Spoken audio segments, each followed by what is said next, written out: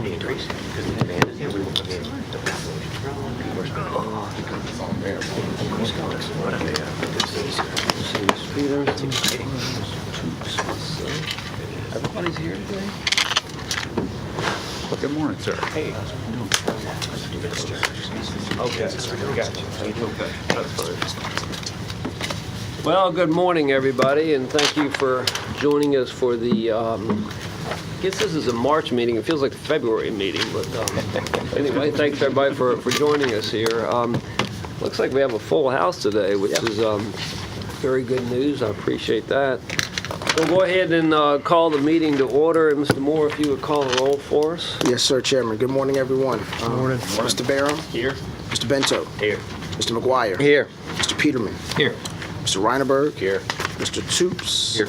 And Mr. Wallace. Here. We have four. Very nice. Okay, and thanks again, everyone, for taking the time to be here. We'll get right into this and get to the business end of the meeting because we have a presentation coming up that I think everybody's going to be interested to see. So you all have the minutes. They have been distributed to you electronically. I presume everybody's had a chance to read them. Is there any discussion on the minutes? If not, I'll entertain a motion to have them accepted as they've been presented.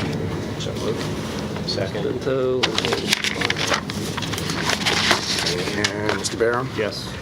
Mr. Bento. Yes. Mr. McGuire. Yes. Mr. Peterman. Yes. Mr. Reineberg. Yes. Mr. Toops. Yes. And Mr. Wallace. Yes. Motion carries. Okay, very well. Thank you. And we'll move on to the financials. Is Ms. Blackford going to be here today? She just stepped out to the restroom real quick. Oh, okay. Well, we can hold off for just a moment. Like I said, everybody can just take a minute to look over the financials again in case there's any question on them.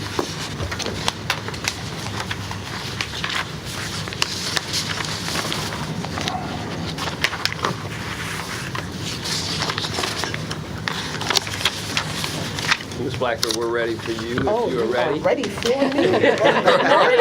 I am also ready. Okay.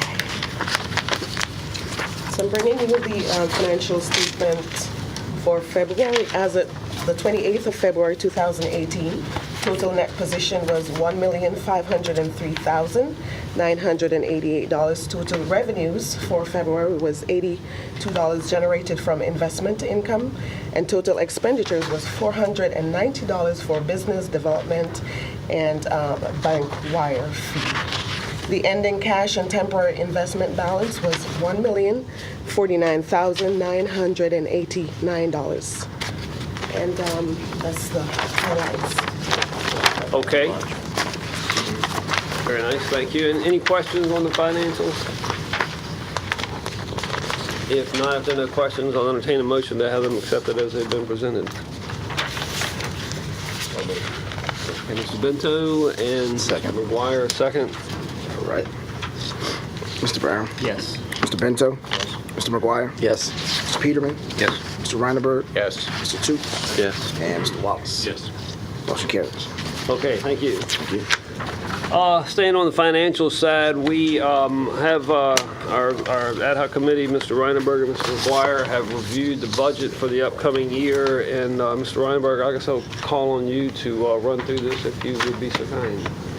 Yes, so as Mr. McGuire and I looked at what we've been, what we're doing as a commission and kind of where we're going over the next fiscal year, we didn't anticipate any major changes in expenditures or really in any way. So we elected to maintain, to carry over the budget as we had for FY18 and FY19. I know we have the flexibility to adjust that if we want to do anything, but I think we both concluded that, we want to stay with the same numbers as we had last year. They were So the same numbers yeah. as we were, okay.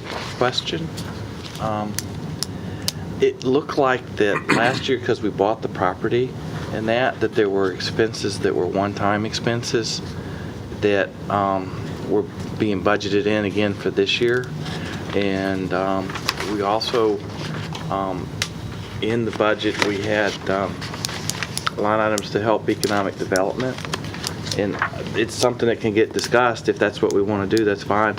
If they're getting additional funds from the city now again, we're cooperative, but those were the two areas where, one, I think that some of those were one-time expenses that I don't know that we need to budget for. That were for the property. We can just figure that out. But that's a good point. I mean, I wasn't here when that. I know, and that's, I don't mean anything by it, except that I think that's a what. good point. And because that's one reason our loss was so big, is that we were doing that. But those are the two areas. One was, and if we can just figure out what were the one-time, and then secondly, if you need our cooperation and you need those dollars, then fine, that's something for the committee to do. If that was, because Mallory was pushing that. Yeah. And I do not know what kind of funding you have or don't have.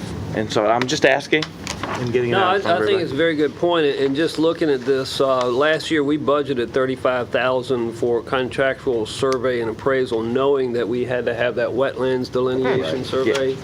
That's been done, so I think we can take that out of the budget. Yes, sir. In fact, of $35,000, we only spent $10,700. So I think off the top, we can go ahead and remove that. I'm not expecting any kind of survey fees for this year. As far as the assistance for EDA, travel, entertaining, whatever, I'd have to defer to EDA and the city manager. I think that it was really the city manager that sort of discussed. And if that's still needed, I'm fine with it. I'm just asking. I have no problem just leaving it in the budget, just in case we have to do it. So I guess my recommendation would be we'll go ahead and take the $35,000 out and leave the other in, just in case we need it. Okay. If anybody has anything else on that? I don't know if we have to make much, but motion to accept it as amended. I mean, because that's all I did, is just to make sure we talked about it. Yeah, okay. Well, I think at this point, we're just reviewing this budget, and we don't actually vote on it until June, is it? Okay. So Then we can update it. So let's just go back with this amendment, and then we'll take this as the amended proposed budget, and then we'll hold it for a vote in June. Yes, I ma'am. would just say, based on the information that I have received from the budget team, they would really like to have an approved budget by the end of April, if possible. Okay. So, That, yeah, I was just sort of following the calendar. I mean, I don't see any reason why we can't approve this and adopt it next month. Yeah. They're looking to have all their publications, I think, done in June, so. Okay. Well, I think just to give due consideration, if we think can that's take the month to, go make sure we're good on this, and then we'll take it for a vote in the April meeting. Yes. And I think have it adopted in April. So what we'll do is we'll make the changes, have it sent out electronically, and then, look to adopt it in April. If there are any other changes or any other questions or concerns, just let us know, and we will make sure we work with the budget committee to make sure those things happen. Okay, very well. All right, good. Thank you, gentlemen, for your work on that. I appreciate it, and we'll look forward to having that vote next month. Okay, so we'll move on to new business. I don't think there's any old business at the moment. So, Mr. Moore, if you want to bring up State of the City. Yes, sir. Again, good morning, everyone. Next Friday, April the 6th, is the Portsmouth State of the City. Certainly the PPIC has a table available for all of the commissioners to attend. We would need a head count, though, to make sure that we are know what space we have available. We have certainly invited several businesses to this event as well. Want to make sure everyone has space available. So if we could know by close of business tomorrow, which will be Wednesday, that would be great. That way we can make sure we have enough space for our potential businesses, and we can fill those spaces as necessary. If you happen to know now that you will be able to attend, again, it's April 6th, which is next Friday at 12 p.m. at the Renaissance. If you happen to know now, love to take that information down. And Jim's going to be there. I'll be there, as far as I know. Okay? I won't be there. I'm out of town. You're out of town? out of town as You're well. out of town? Okay. Okay. I can be there. All right. Thank I you. will not be there. Okay. I need to check my schedule. Bro. There's at least three of us, I Yes. guess. So, Yes. Okay. Thank you. If anybody has any ideas on business Certainly. people to invite, I think it would be nice. Certainly. have some guests there. Okay, very well. I guess, do you want to go ahead and we'll ask the Timmons Group to Yes, sir. do their presentation? I know we have Jim Toops' that white paper, but I guess we can discuss that after Timmons Group presentation. Is that all right? We can. It's not on the agenda, but we can still discuss it, yes. Yeah, I just thought we'd bring it up in open discussion. Certainly. Since you've done that work on it. So. Certainly. Okay, well, I'll turn it over to the Timmons Group. Thank you so much for being here. Certainly. Sure, no, glad to be here. Y'all be okay if I just sit at the table? Is that Absolutely. okay? Or You make I yourself don't want to. comfortable. I don't want to violate any protocol here, but Make yourself comfortable. love to. Guess if I need to get up and move around, I can do that. So, thank you all for allowing us to come in here today. We presented at the Virginia Industrial Development Authorities Institute last May, and that's where I first met Robert, and I've known Mario for an extensive period of time. I think y'all have a crackerjack team here that is going to really help elevate economic development in Portsmouth. As I was preparing for this presentation, there were a number of things that kind of kept coming to the forefront, but one of the things that I'm excited about is that when I look at the core assets and the bones of Portsmouth, and I lived down here in the mid-'90s working for HRSD, building a couple of their treatment plants, spent a lot of time touring around the area. I think Portsmouth, if I'm betting on the next 20 years in the future, I'd say I put my money on Portsmouth. You guys have so much potential here, so much opportunity. I think it's a matter of putting together a good plan, executing. I've read your economic development strategy, which y'all just adopted. I think it is spot on. I think at this point in time, it's really a matter of execution and going out and capitalizing on the opportunities as they come before you. A little bit about my background. My name is Joe Hines. I am Director of Economic Development for Timmons Group. I have with me today Larry Berry out of our Virginia office. A lot of you already know Larry. Larry's probably worked on almost every or adjacent to every development project in the Hampton Roads area, has significant industry knowledge and know-how of how to get things done. We work all over the country, and we have offices predominantly in Virginia and North Carolina, but we work all over the country as a consulting firm. We did work in 45 states in the last couple of years. We just opened an office in Dallas and whatnot. But the thing about that is we get an opportunity to kind of see what a bunch of different localities are doing and see the potential that each locality has. And again, I go back to, as I was preparing this presentation and I was doing my research, when I look at the assets that are here, I think you guys are in a very unique advantage, and I look forward to seeing y'all capitalize that on the future. So today, my comments are entitled, Are Your Sites and Community Prospect Ready? And this is a consistent theme we've been seeing going across the state. Give you a quick overview of Timmons Group. I'll talk about some of the trends that we see in economic development. Really, who is your target audience? Because there are very specific players in this game. You need to understand your product and your target markets and then preparing your community for success. So Timmons Group, we've been around since 1953. We have over 500 employees. We have 100 GI specialists and Esri Business Certified a year. We're headquartered in Chesterfield and have an office conveniently down the road in Virginia Beach. We've been in Engineering News Records. Actually, I think we've been there for over 25 years now. Extensive experience working with infrastructure, redevelopment, economic development, all these different components that I think are very critical to your success in the future. As I mentioned, 45 states over the last few years. We do have a good broad understanding of what's going on in the industry. This is kind of a list of all the services that we have. We have formalized our urban redevelopment team. We did that a couple of years ago, and we're really seeing a lot of traction in urban redevelopment because there's a lot of good opportunities within these cities. You're starting to see that trend to come back versus greenfield, back to brownfield, and I think that's what puts you in a unique position. So why is economic development important? It's really a team game. Everybody needs to come ready to play, and who can argue against creating wealth, investment, and jobs in a community? I don't think anybody can, whether you're a D or an R or an independent.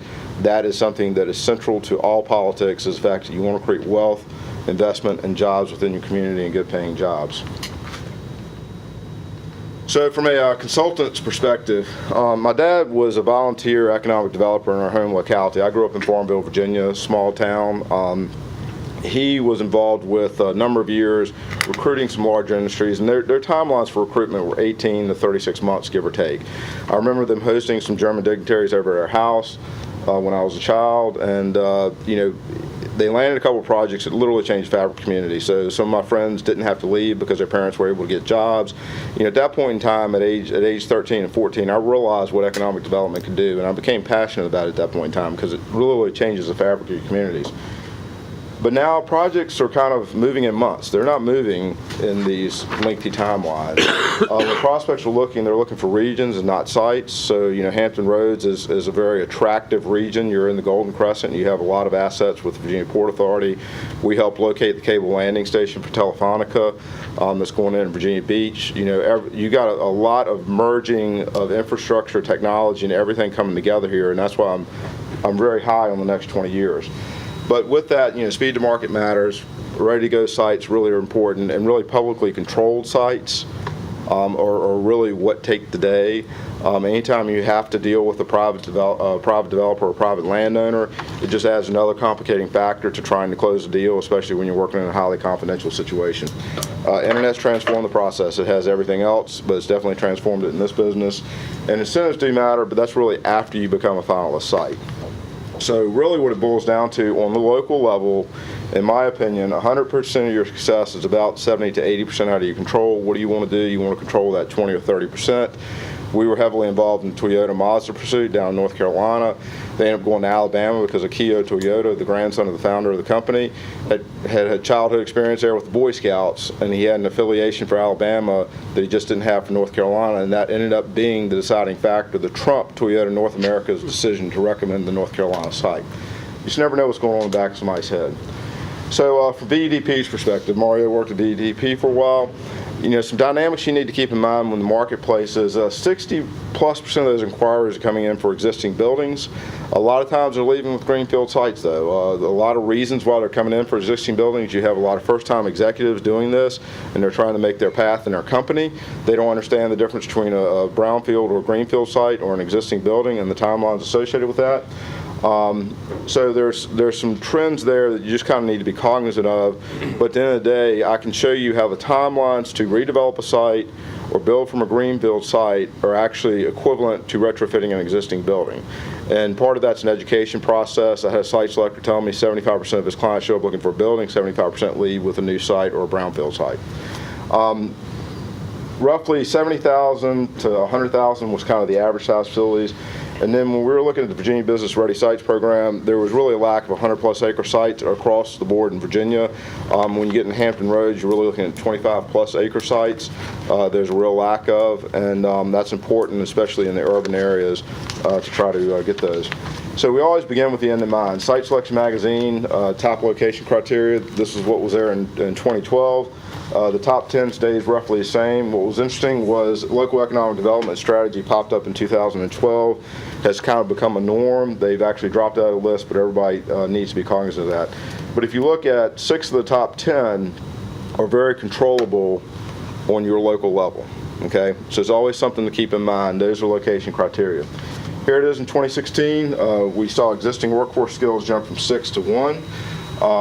But again, a lot of those elements are the same, and this is one that's very important right here: ease of permitting and regulatory procedures, because time is more valuable than money sometimes to these developers, and that's just always something you have to keep in mind when a project comes in, economic development project. Get it in and through the process as quickly as possible, because there is a market competitive advantage they're trying to take advantage of. They don't want to announce until they absolutely have to because of the competitive advantage, and then when they announce, they want to be up and running as quickly as possible. So why do you need to be prospect ready? Caterpillar. Virginia Port Authority was very actively involved with them in 2011. We had a site in Southampton County that met all the criteria. It was the only site in Virginia that met that criteria, with the exception of one that Amazon went to. $200 million investment, 1,400 jobs, $2.4 billion regional impact. They made a decision to leave Japan in November, hired their site selection consultant, Mike Mullis, and Thanksgiving week. He visited sites first week in December, said we're going to make an announcement in February, we're going to break ground in March. Okay, and they did. They met those timelines.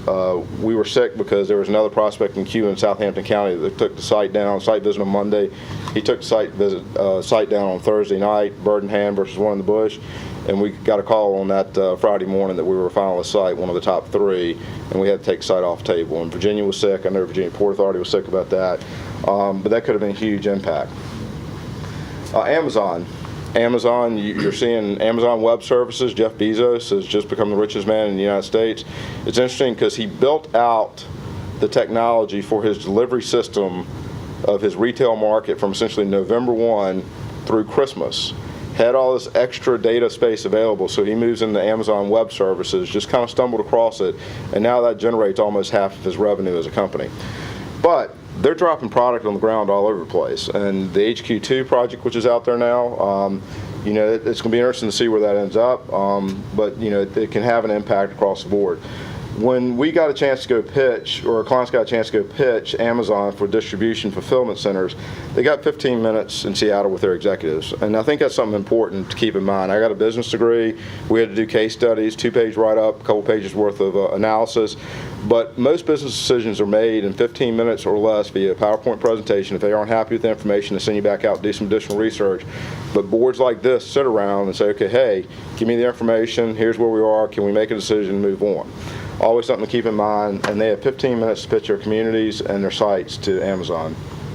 So here's the real data that kind of highlights as far as I'm concerned. We started tracking from the time a locality was contacted until announcement took place, how long that was. And this is in months from that initial contact to Robert Moore until they've actually made an announcement. So these 10 projects represent just shy of $5 billion investment and over 14,000 jobs announced. In 2014, Boeing announced a $1.1 billion expansion outside of Charleston, 2,000 additional jobs. So once they get there, they stay there and they expand. But it's an average of 5 months or less from that contact, and Boeing was actually 2 months or less. I talked to the site selector on that one, and he said it was 45 days roughly before they cut a deal in South Carolina, moved from Washington, and they announced it roughly on day 60. So those were large sites, but what about small sites? This is Project Casper. They went to Pender County, North Carolina, outside of Wilmington. Very easily could have been a Portsmouth location. 20-acre site. Made their decision in less than 2.5 months, $27 million, and 104 jobs. Acme Smoked Fish, not associated with the Wile E. Coyote companies, but initial contact was early June, and they made a decision by August 12th. Okay? And that's just how quickly those guys move when they make a decision to move. So what happens once they make a decision? This is the Vitamin Shop. This was in Ashland, Virginia. 312,000 square foot facility. We had all the engineering plans approved before they made the announcement. They were moving in the equipment the week before the announcement. Literally within a couple hours after the governor made the announcement, they were cranking up the diesels and going to work on the site.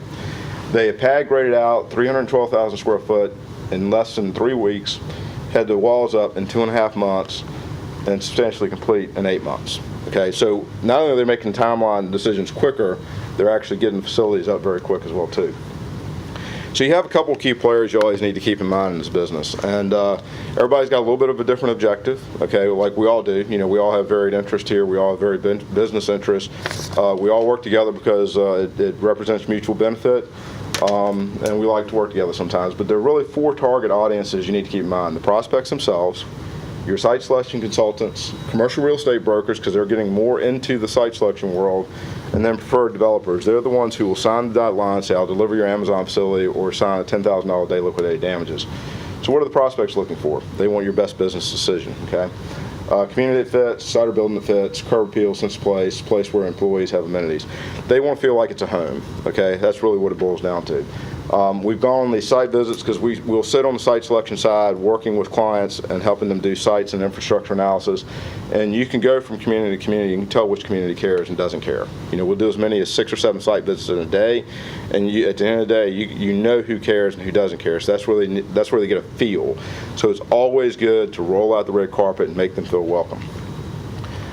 Site selection consultants, real estate brokers, they're in site elimination game. They want to find a reason to eliminate your site. As I heard one site selector say, I've got 35,000 localities in the United States. I got to get down to my top 10 in roughly 60 days or less. Got to get down to a top 3 in another 30 to 60 days.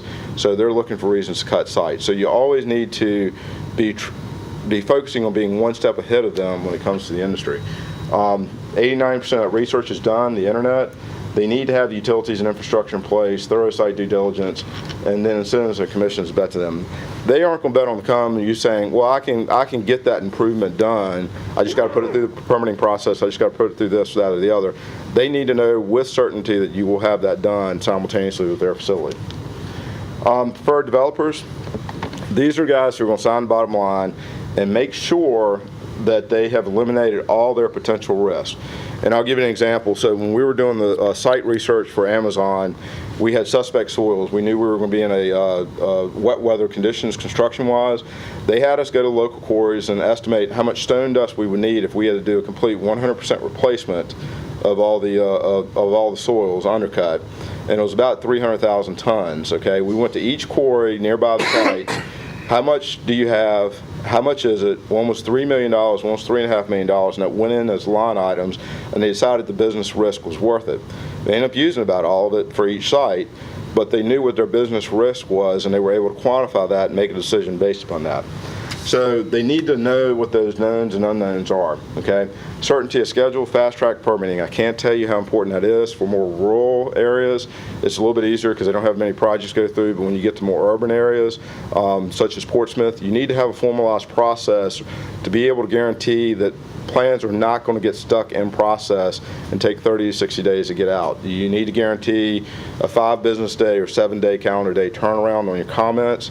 A good engineer will come in and work with you to try to resolve all those issues, but we were working on lumber liquidators. The first meeting we had with Henrico County, they had 25 people sitting in the room for a 1 million square foot distribution center. Okay, so, but they worked with us and they worked through that process. They need to be able to control their cost developments, and then how quickly can they start construction? And again, that's getting everything in place, site plans, moving forward with the projects. So where do your sites stand? I was preparing to do a webinar in 2012, and we have the good fortune of working on anywhere from 6 to 10 of these projects a year. If you're a specialist in some area in banking or real estate, you do this for a living, you see these deals and velocity these deals on a regular basis. A lot of local economic developers only see maybe one good deal every 3 to 5 years. They see a lot of prospects, but they only see one that might come to fruition. So we were starting to see some trends in the industry just by virtue of our market position. And I was like, okay, what's driving success of these projects? We just had we'd done Rolls-Royce, we just had the Amazon announcements, we'd had a whole slew of these projects. And so I started laying out a matrix saying, okay, what really is happening here, and let's see if we can identify some trends. So there's a logical development process or redevelopment process. This applies to both urban redevelopment and greenfield sites, is how you go about doing this. But you have to identify a site. That's first and foremost, okay? Do you have raw land, either in a developed state or brownfield state, and do you have a willing seller?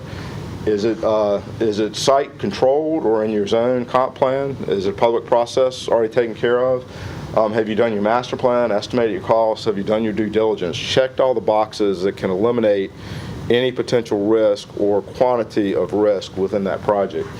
And then are you at a point where actually I can go get construction permits and start tomorrow, okay? That's kind of where we are. And then we added a Tier 5, which is essentially a pad-ready site to that, because that's what Caterpillar was looking for. So this kind of became a little bit of a norm in the industry. Commercial real estate agents love it. They're like, hey, tell us what tier this site is. We've adopted it. It's actually been codified within the Virginia Business Ready Sites program and state code to analyze sites based upon this. But I call it gambler's odds, okay? In anything we do in business risks, you got to be successful 2 out of 3 times to keep your doors open, okay? You got to make good decisions, okay? And you can take some risk, you can lose some money, but you got to make good decisions for the most part. So I had an experience when I was in college. One of my suite mates was from New Jersey. He was a single-parent household. His mom worked at Atlantic City at the casinos. He learned how to professionally gamble at a young age. He would go home for a weekend, come back with $4,000 because he knew how to professionally play 6-deck blackjack.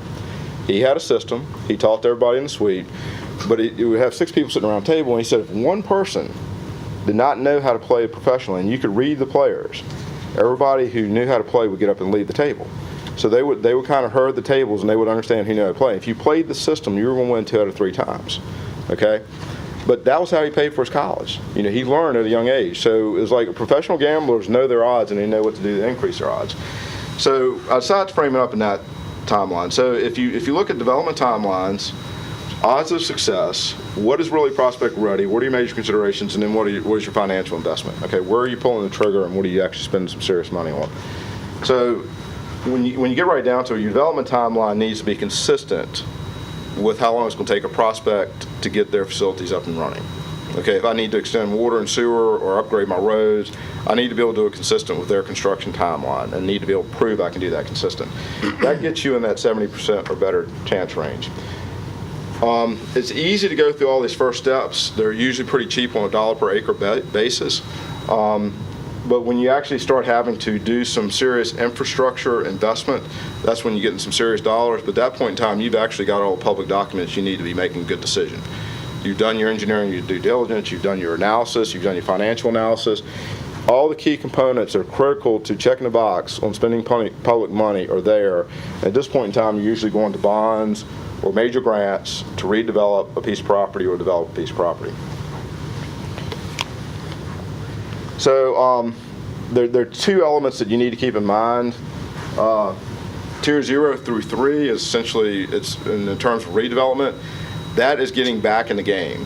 When you're in those stages of the project development or site development, you're not quite in a marketable situation. You know, I use the analogy of a car on a car lot. A lot of cars look great on a car lot. A lot of sites look great from the exterior, but if I go open the hood and I see I'm missing an engine or missing a transmission, those are the things that we try to identify early on for our clients. Is what are you missing, and do you need to get that into the car in order to have a saleable product? So in tier 0 through 3, you're kind of in that redevelopment stage. You're getting back in the game. You aren't quite there yet. Once you get to a tier 4, tier 5 level, you're in the game. You have a mature product ready to go. It's easily marketable. It makes Robert's and Mario's job a lot easier to go out and sell the living daylights out of it, and you're really ready to rock and roll. And that's what we're seeing this lack of in the marketplace. Everybody thinks because I've got a site identified, I've got some infrastructure nearby that's ready to go, but they haven't checked all the box on due diligence items. So these are kind of the major considerations. I did have one client say, "No, I have nothing. Can you add it to tier 0 to go find something?" I said, "Sure, be glad to." But when you look at the basics of what an EDA needs to be aware of, it's really site selection identification, site negotiation, control and zoning, getting your master planning done, making your infrastructure investment, and then going shovel pad ready. Down here, I'd say if you can get to a tier 4 on your site, you're in pretty good shape. I wouldn't worry about the tier 5 status. It's really not worth the investment on a dollar per acre basis. So what do you need to understand about the economic development deal? There are 3 major components to every economic development deal we see take place. One is the building and facility costs. 90% of prospects, the day they show up, can tell you almost what that costs to the dollar out of the ground, okay? Site and infrastructure costs. That's the soft, squishy stuff in the middle that's pretty much unknown on every site when a site selector or a prospect shows up. Land costs, they're looking for price certainty. Well, they don't want a price to start fluctuating, and that's what makes it more complicated when you have a private landowner who's being wishy-washy about it, because that number fluctuates when you look at the end of the day. So this is what almost every incentive package revolves around, the soft, squishy stuff in the middle. How much and who pays has the greatest variability, and it's what every deal revolves around. I'll give you an example here. I'll talk a little bit about this. Something to keep in mind is not all sites are created equal. I can have a $40,000 an acre piece of property and a $100,000 an acre piece of property that can have completely and totally different development costs, and when I add them all up, they come out to be about the same, all things being equal. And I'll show you an example of that in a second. But really, this is what we have to keep in mind, is total land acquisition cost, off-site improvements, and on-site improvements to develop that piece of property. Those are the major components. So this was one that we did for, it was an Aldi distribution center. When we looked at the land costs across the board, and these are sites 80 to 87 acres, $100,000 to $50,000, $75,000 an acre prices. We looked at all the different infrastructure components. We're actually putting estimating permitting timelines in these projects, because again, sometimes time is more valuable than money when it comes to this business. They end up being about the equivalent across the board. And at the point we brought the company in, executives in to ride around and look at the sites, we're basically saying it's equal. Pick which one you want and which one you prefer. And they did. And we negotiated the best deal there. But that's always something to keep in mind when you're dealing with property owners, because every property owner thinks, well, hey, this property sold for X dollars per acre, mine should, but you know what, this property had more investment or due diligence or work that has created that opportunity.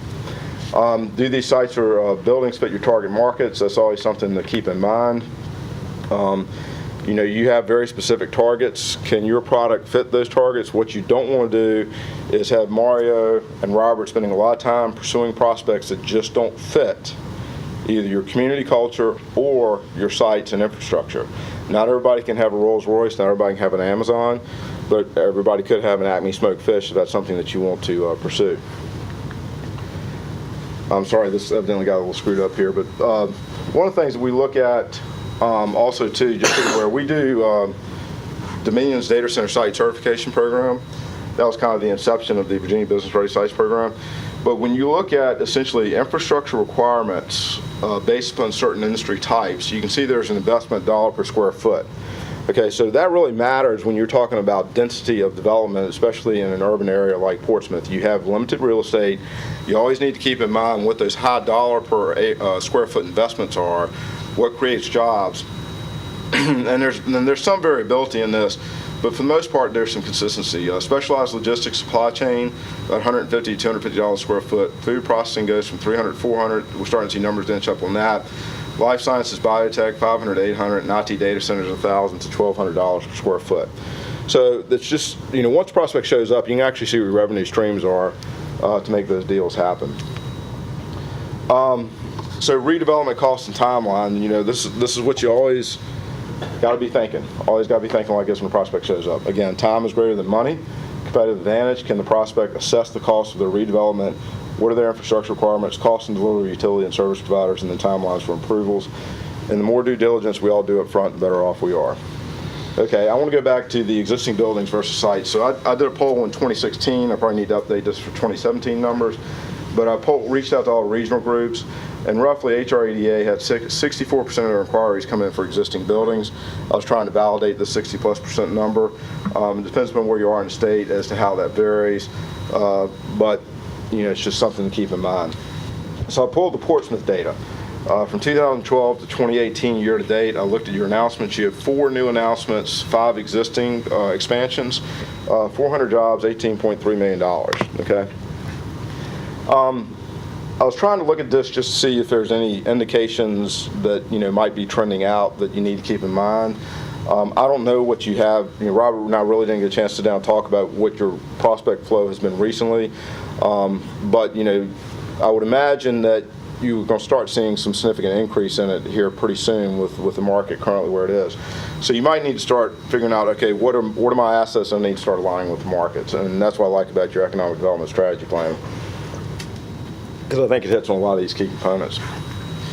So let's go back to what do you have in the existing product market. Anywhere from roughly a 10,000 square foot up to a 200,000 square foot facility. You have a great partner in Virginia Port Authority. You're going to see a lot of businesses coming around that have a need for this type of facility, and so you know, you've got some halfway decent product out there. When I looked at 10+ acre sites in Southampton Roads, which is Portsmouth, Virginia Beach, Chesapeake, and Norfolk, y'all only had one of the 17 sites listed, okay? And that's just the way it's listed in the VEDP database. That's where most people are going to go first when they're doing a site search. But the BASF site is a nice location site. You know, all the BASF sites that we work on have a lot of environmental issues, so you kind of need to work through those. But that is what is your one site in greenfield site or the existing site that appears to be in the game, so you need to figure out where your next product is coming from. So the Business Ready Sites program, I touched on this a little bit. Just so you guys know where this is trending with the state legislature, that we have a lack of ready-to-go sites.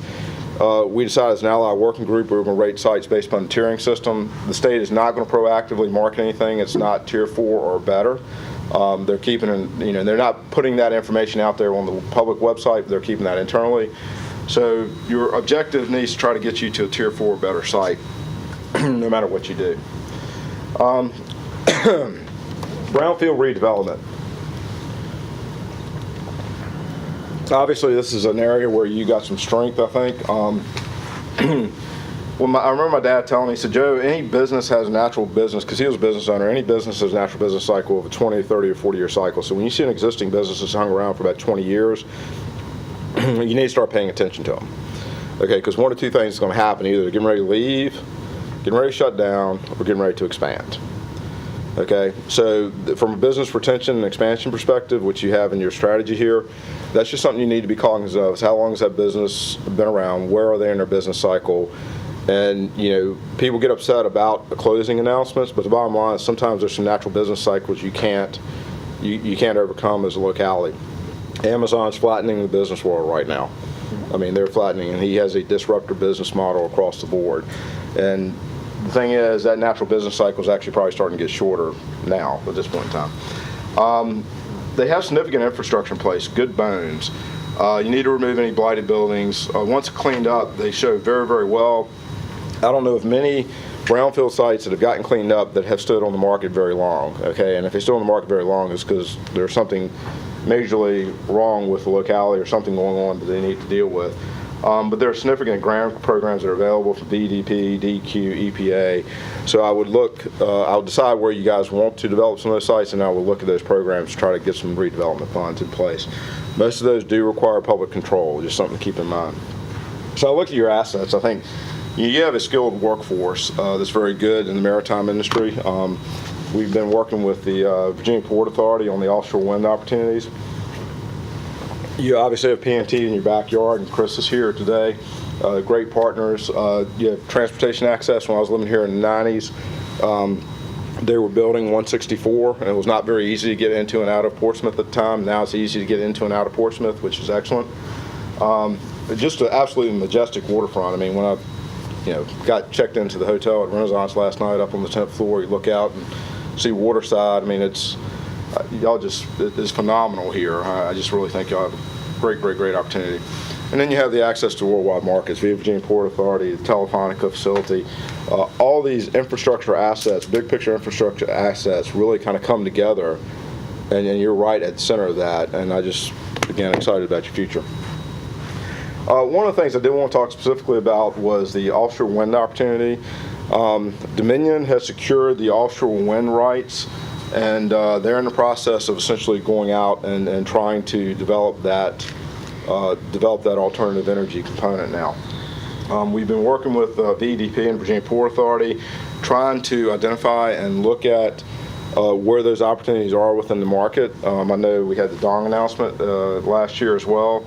And so there are a number of different things that can come about from this program. I know that there were some jacket foundations were essentially the Walmart or Lowe's staple of a potential industry. But if we can start landing these offshore wind components, there's going to be a natural opportunity there for Portsmouth, which you need to evaluate and look at and say, how can I serve that market? Okay. So I just think that's something y'all need to keep in mind and move forward. One of the things that I thought was interesting was the employment in shipbuilding and repairing industry in Virginia was significantly higher than most of your other competitive states. So I thought that was a very telling graphic. So communities that are successful in economic development, when you get right down to it, they're very proactive and intentional about their game. You understand it's a long-term game, not an election cycle buzzword. Your timelines to development are going to far exceed every election cycle, and you need to be committed. You need to be committed to that long-term strategy. I always get a cold the night before I present, so. But you need to have a comprehensive economic development strategy, and then you need to execute. Every football team starts off the year saying, I want to win the Super Bowl or NCAA tournament, but you got to execute to do it. And it's a very competitive game. As I said about the Toyota project, we knew we were down to the two finalist side. I said, you can't play in the Super Bowl and not expect losing as an outcome. Okay? But I'm sure the Falcons would love to go back and relive the third quarter of their Super Bowl against the Patriots. So you don't want to have to go back and relive a third quarter to leave it all on the field, but recognize that losing is a serious potential outcome. You need to understand your assets, you need to understand your costs and revenue drivers, what makes money for you and what's publicly defendable when you make a decision to put an incentive program in place. Try to remove the political hurdles, have that fast track permitting in place. And the plain and simple, they get it. if I have to sit there and do 101 with a local government official all day long explaining why he needs economic development, I'm just going to walk away. It's a waste of my time, okay? People either it clicks or doesn't click, and you as the Economic Development Authority and the Port Authority have to be the champion for economic development. Is anybody from the press here? Okay, how you doing? So good to see you. No, I think it's important. Part of what I want to say is it's important that you recognize as the press that you have as much to do with the success of the community and can support or denigrate people pursuing these opportunities. Okay, so I think it's very important for people to realize that economic development is something that's very healthy and positive for everybody along the way. And that's why it's important to do that. So a lot of elected officials, they have an opportunity to learn a lot of things they wouldn't otherwise. And I think the good thing about that is you have an opportunity to educate when they get on board, and it's going to click with them or it's not. If it's not, it is what it is. Move on. But there's nothing wrong with essentially trying to explain to them why this is a good thing. So economic development credo. Work every deal until the very end, as you never know what you'll learn about your side of community that will help you land your next prospect. Microsoft was a finalist. The Apple was a finalist site for where Microsoft went in Boynton, Virginia. The Microsoft Cloud Data Center Service is in Boynton, Virginia right now. And we had prepped that site for Apple. Microsoft can go to Montgomery County, Virginia. They identified a karst feature on the site, which is essentially a sinkhole limestone feature. They were going to leave the state. The state said, why don't you go look at the site in Mecklenburg? They went and looked at the site in Mecklenburg, and they made an announcement about 45 days later. So work every deal to the very end. And I'm a big fan of Vince Lombardi, but preparation, is a very key component to this. And I think Vince Lombardi's quote, the will to win is not so important as the will to prepare to win. And I think you need to have the will to prepare to win in economic development because it can be a gray, mushy, malleable industry to play around in, but the rewards can be pretty significant if you're committed to your long-term success. And thank you for your time. And there's my contact information, and we'll make a slideshow available for you. So. Very well, thank you. Quite interesting and gives us a lot to consider here. Any questions or before we move along? This was a pretty generic presentation. Sure. Are you doing anything specific for Portsmouth right now?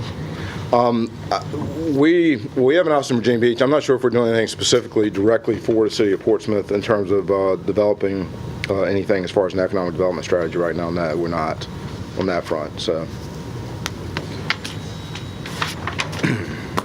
Okay, well, it certainly gives us a lot to think about, and again, I thank you for coming in and presenting this to us. Helps us out a lot. And certainly, Mr. Moore, we hope we take all this in and see what we can do together with EDA to move forward here. Certainly, I think that first, let me say, now I've got a cold, but let me say thank you, Mr. Hines, for coming out, and Mr. Berry for coming out as well. I think for us in economic development and economic development staff, I think the takeaway for us is that a number of these items are things that you will see in our strategic plan, are things that we are doing now. We just had the City Council and EDA retreat just a few weeks ago, and we brought up our own tiering system to kind of match and mirror what these individuals have. So I think we're on the right track. Certainly we look to our partners such as Timmins, such as the Port Authority, as well as the PPIC and EDA to help us with our job. It is a team sport, and we look forward to winning together. We don't see it as in economic development as wins and losses. In our office, we see it as wins and learning opportunities. So we go from there. All right. Okay, very good. And I think this is an excellent segue into the white paper that Jim has prepared. And I just sort of thought I'd open it up for discussion since we've had this great presentation. And overall, I'd make a suggestion with what was presented today and some of the formalization of some of the things that are kind of in what I threw out. What I'd almost suggest, happy to have discussion today or through the next month and formally put it on the agenda for next month, so it's in the documents and that, because I was doing it to create a discussion, and it ties right into what the presentation was today. Well, it absolutely does. And so what I would encourage is that if people have comments or that, if you get them to me, I'll incorporate them. And some of the wording you would see a month from now when it's on the agenda will be more with what was discussed today. I would like a copy of it. Sure. But it fits right into how do we make it ready? How can we be ready when there's opportunities? So anyway, I just would make that suggestion of to get it formally on the agenda for next month. I think that's a good idea, and yeah, we have just had a chance to take a look at this. So let's put that down as an agenda item for next month, and I think this is the direction of this commission to look at these type things, see how we can work in that direction. So, all right, and Jim, thanks for preparing that. I appreciate it. Okay, Mr. Gullickson, do you have anything for us today? Sure, I can make a couple remarks. Thank you. Thank you for this opportunity. Appreciate the presentation from Joe. I think that was extremely comprehensive and accurate to really what the marketplace is here in the Commonwealth, and in particular in Hampton Roads. The lack of available sites is a concern. I know the Hampton Roads Planning District Commission has also commissioned a study of some sort, where they're actually surveying the sites, and I think in their last meeting they reported out, they identified maybe 4 sites in all of Hampton Roads. That's 17 communities of 100 acres that were site ready. That's amazing, to a negative, obviously. So something that has become very much part of the narrative, and hopefully something we can all participate to address. So thank you, Joe, and I think that's a good, timely presentation. As regards to the Port of Virginia, obviously at Virginia National Gateway in Portsmouth, construction is going at a good clip here. It's pretty exciting to see the beginnings of the new capacity come online. We currently have 12 of the RMGs, which are the rail-mounted gantry cranes, on property in our possession. 6 of those 12 are being exercised at the moment, so we will have new capacity at VIG online in the upcoming months, and so it's pretty exciting. Obviously, our volume continues to be strong, and so it's really important that this capacity comes online soon, as we are getting to that point of really needing it. So really exciting times at VIG, and also over at Norfolk International Terminal. That project is underway as well. Kudos to Robert Moore and the Economic Development team here in Portsmouth. The city was fortunate enough to have an announcement just this last month. Calmar, for those of you who missed it, took down space on Watson Street. Mr. Miller, Jerry Miller, had a building there on Watson Street for a number of years, and he secured a lease with Calmar, a great port service provider, an equipment provider. I think probably other industries in this room utilize some of Calmar's products. So I think that's really great, and that's one of those, as the port grows and as the industry around the port grows, I think you'll probably see Calmar continue to grow, and we sure hope. So we're fortunate to see a supplier to us obviously located here in a host community. So kudos to Robert and to Mr. Miller, and welcome Calmar. And then finally, I just want to put a plug in, since I have the opportunity. We have the State of the Port coming up. That's on the 11th of April. Mr. Reinhardt will be making a presentation at lunch. I have some postcards here I'm happy to hand out. And we look forward to having as many of you as possible sign up for that luncheon. Again, it's a lunchtime. It's at the Main on April the 11th.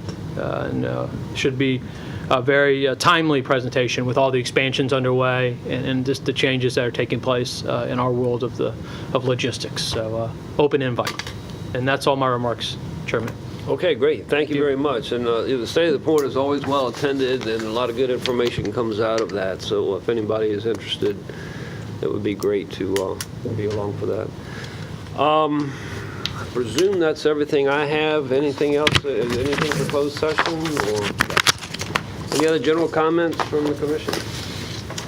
If not, then I'll thank everyone for joining us this morning, and we'll adjourn. Thank you. Okay, great.